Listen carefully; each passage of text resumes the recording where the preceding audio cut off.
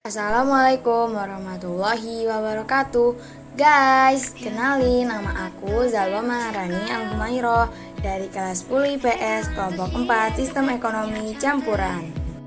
Di sini, aku perwakilan teman-teman dari kelompok 4 akan menjelaskan sedikit tentang sistem ekonomi campuran.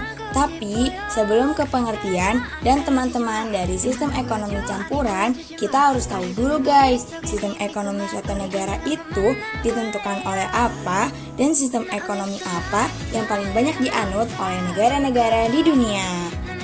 Sistem ekonomi di suatu negara biasanya ditentukan oleh gaya pemerintahan dan sejarah yang terjadi.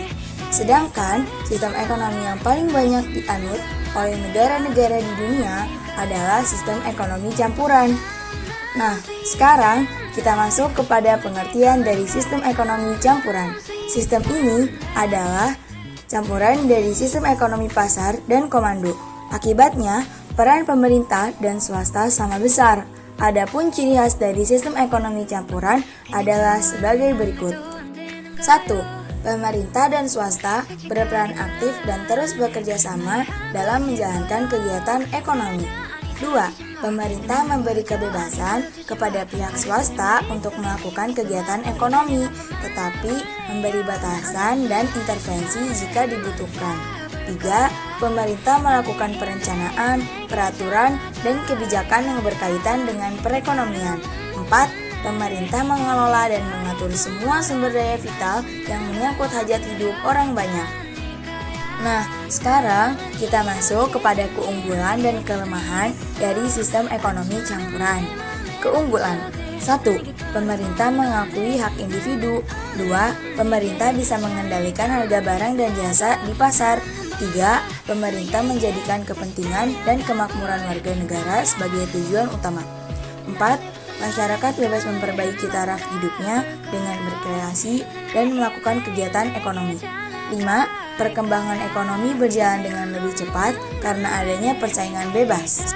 Kelemahan 1. Pemerintah mempunyai tanggung jawab dan wewenang yang lebih besar daripada pihak swasta. 2.